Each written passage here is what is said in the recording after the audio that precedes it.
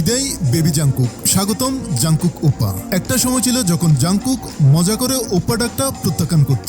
BTS এর সবচেয়ে প্রিয় ম্যাগনি হিসেবে সে গ্রুপের বেবি হিসেবে পরিচিত হতে বেশি পছন্দ করত এবং এমনকি মজা করে বলতো যে এই ডাকনামটা গ্রহণ করার আগে সে ভক্তদের আইডি চেক করে নিবে। কিন্তু সময়ের সাথে সাথে পরিবর্তনটাও সুন্দরভাবে প্রকাশ পায়।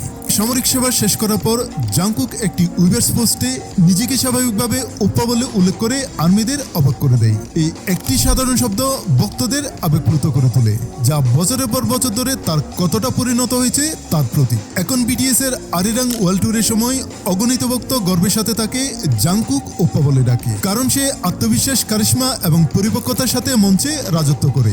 লাজুক কিশোর ম্যাগনে থেকে আজকের এই অসাধারণ শিল্পী ও মানুষ হিসেবে জাংকুকের বেড়ে ওঠা দেখাটা আর্মিদের জন্য এক সুন্দর যাত্রা ছিল। সে যতই বড় হোক না কেন, আমাদের হৃদয়ে তার জন্য এক বিশেষ স্থান থাকবে। বেবি জাংকুককে সবসময় মনে রাখা হবে, কিন্তু জাংকুক ওপ্পা সত্যি উজ্জ্বল হয়ে উঠেছে।